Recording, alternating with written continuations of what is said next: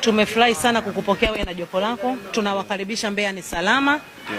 Chini ya Dr. Tulia Ackson, mbunge wetu wa Mbeya mjini, lakini spika wa Jamhuri ya Muungano wa Tanzania na rais wa Umoja wa Mabunge Duniani.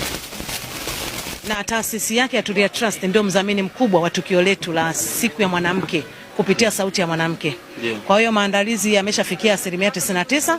Nafikiri moja ni hii ya kwako ambao ulikuwa bado hujafika na inaenda kukamilika kwa 100%. Kwa hiyo tunakukaribisha. Ujisikie uko huru, na kwa sababu ni nyumbani, ambao sio wana Mbeya hapa. Yes. Ambao sio wana Mbeya hapa, waambie wawe na amani kabisa.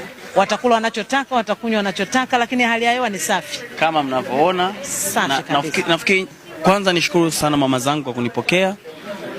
Kwa sababu unapoona mafanikio yoyote ya kijana yoyote, basi ujue kuna mwanamke, na mara nyingi huwa ni mama. Kwa hiyo mimi nashukuru sana mmeweza kunipokea, na of course nimekuja aliponiambia mama zako wanakutaka Mbeya, nikasema sina kipingamizi na nimeweza kufika, na nafikiri tutajumuika pamoja. Ni siku ya kesho, sio? Ni siku ya kesho. Ni siku ya kesho pale Tugimbe.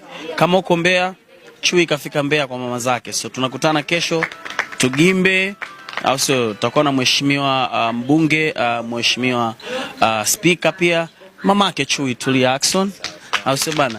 Na nimefika hapa Vani Tulia, so Chui Tulia, niko mjini na nafikiri tukutane kesho. Mimi sina mengi ya kusema. Kwanza nafurahi kurudi nyumbani kwa sababu muda kidogo umepita sikuja. Kwa hiyo nikija pia nakuja nyumbani kutembea, niko nyumbani, so I'm happy. Kikubwa tu ni kwamba na watu waweze kufika siku ya kesho, tuweze kufurahi kwa pamoja. Vyakula vipo, kila kitu kipo, vinywaji vipo, burudani zipo.